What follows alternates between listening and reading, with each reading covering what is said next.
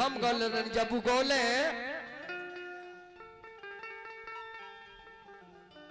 सुन ये सैया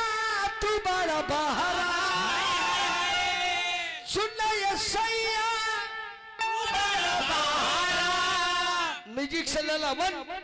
तो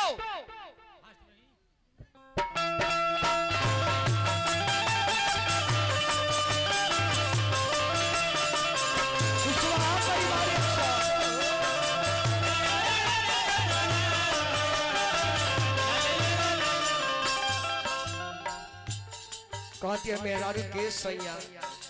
सुन ये सैया तू बड़ा बहारा सुन ये सैया तू बड़ा बहारा तेरा कर दौड़ा एक छापर बेचारा जान ली की दुकान में है बिके आला एगो बंदूकवा हां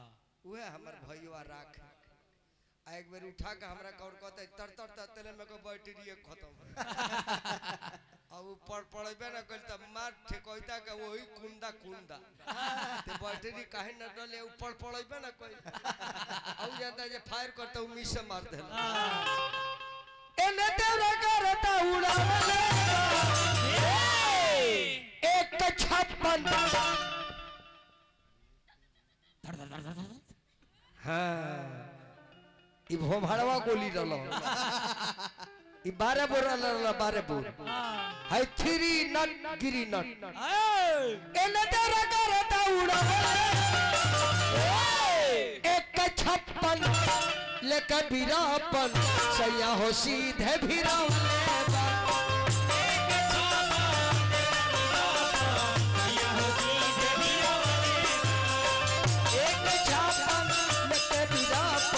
सैया हो सीधे भीरा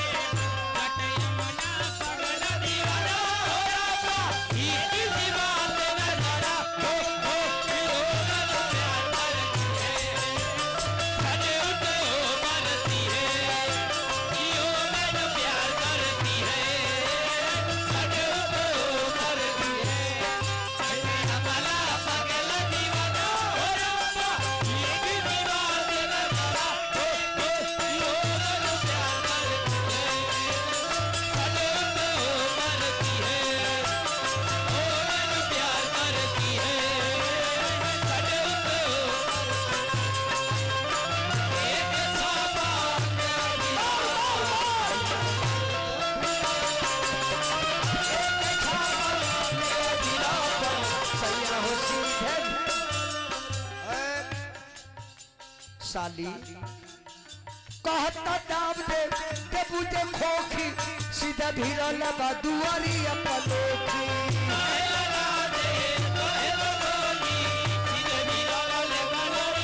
आ देखिए हमने के उ दू गोला गोले बानी सब मोटू भाई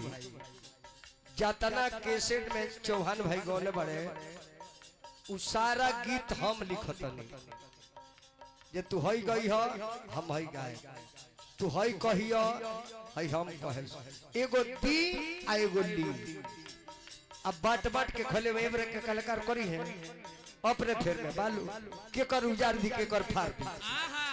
कहल नाम दे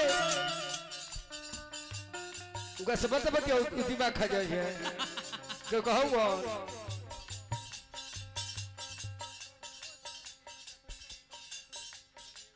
आई हमारा दोस्त बड़ भाई तपेश्वर चौहान जी के नाम पर पुरस्कार अभिनंदन कहता नाम पे बुझे खोखी सीधे भीरा लबा दुआरी अपन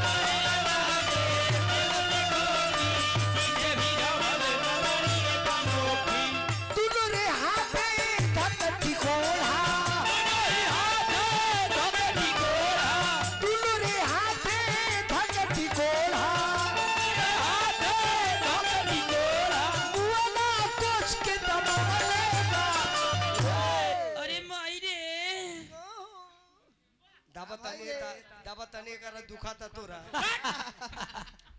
बताओ हम नजाकत को तनी करा से अब जाते जी कर रहा होता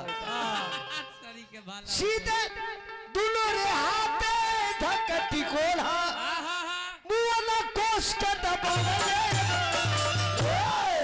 एक छापन एक छापन लेके बीरापन सैया हो सीधे भीरावन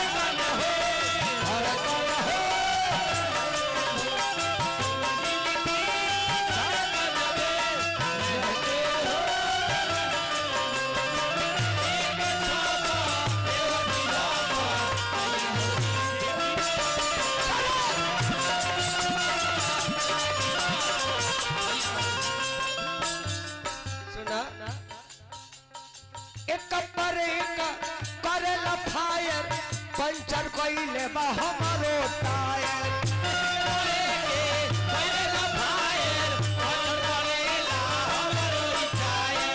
एक परी को करत फायर पंचर कोइले सा हमारो टायर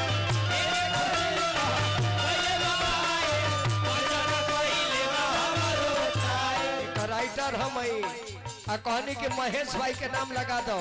हमार नाम मत लगई हो ना तो लोग जाएंगे कि रे जी लिख के दल बड़े महेश परदेसी और चौहानवा